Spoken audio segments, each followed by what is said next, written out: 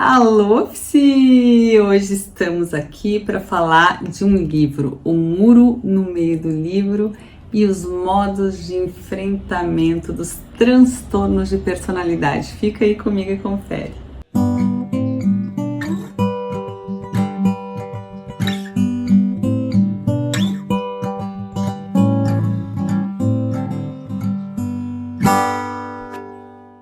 Então, gente, por que eu trouxe esse livrinho muito simpático aqui? Eu gosto muito desses livros supostamente infantis, mas que trabalham metaforicamente questões que todos nós temos até de uma forma aí arquetípica, pensando assim.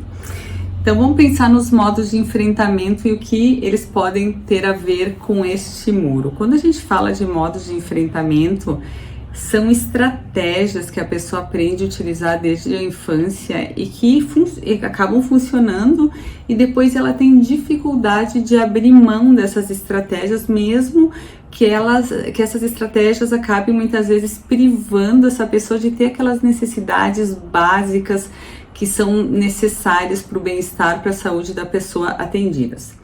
Então a gente sabe que nos transtornos de personalidade, essas estratégias de enfrentamento, esses modos são ainda mais rígidos, porque defendem esquemas muito nucleares e doloridos que a pessoa não quer entrar em contato com essas faltas, com essas vulnerabilidades.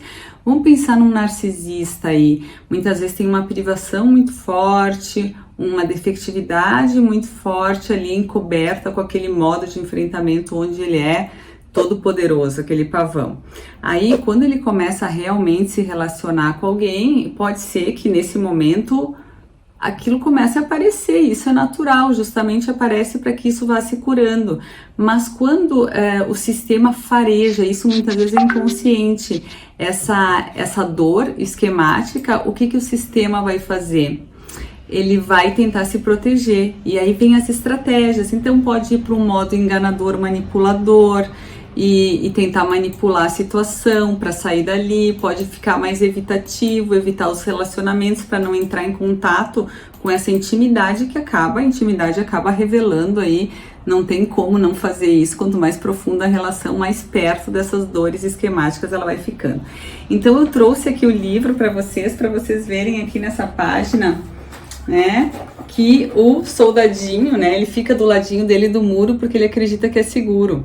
Só que ele começa a subir a água lá e além disso começa a aparecer monstros ali daquele lado e ele acha que do outro lado é que tem o ogro mal que vai fazer mal para ele. E ele só consegue sair quando essa água sobe demais, então, e ele começa a ver que tem algo errado do lado dele, do muro, e aí ele resolve querer sair. E por que eu trouxe isso para vocês?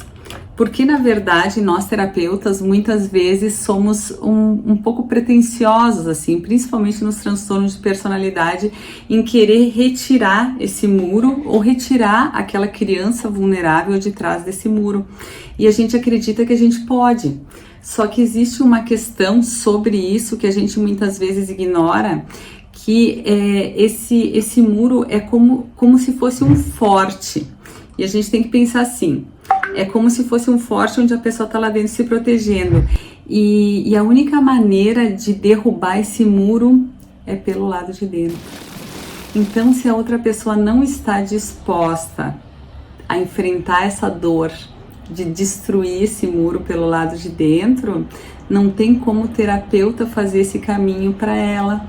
Então a gente tem que ter uma tolerância à frustração aí nesse momento, de poder entender o quanto, até onde a pessoa pode ir, até onde ela pode chegar, porque senão o que acontece? A gente acaba tentando forçar, muitas vezes, uma evolução sem aceitar os limites. Cada um vai render uma certa distância e é preciso que a gente tenha essa tolerância e esse respeito, porque, como eu disse, é só pelo lado de dentro. Se esse soldadinho que eu mostrei para vocês estiver lá e a gente vê que está lá se afogando, está lá sofrendo, não consegue atender as necessidades, mas ainda não está pronto para sair, não adianta ficar esmurrando do nosso lado ali para que a pessoa saia, isso só piora a situação.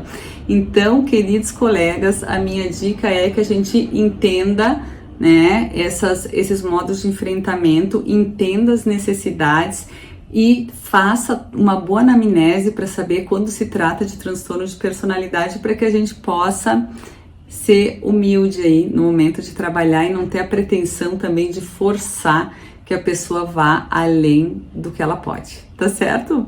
Diz aí se fez sentido para você, deixa nos comentários, se tem alguma coisa para agregar aqui, quiser colocar, também traz, porque aqui a história é a gente fazer esse bate-bola, tomar um cafezinho, como no Café com os Esquemas, ou um chazinho, conversar, trazer conteúdo e poder compartilhar nessa rede de terapeutas de terapia do esquema, tá certo? Um beijo e até o nosso próximo de terapeuta para terapeuta.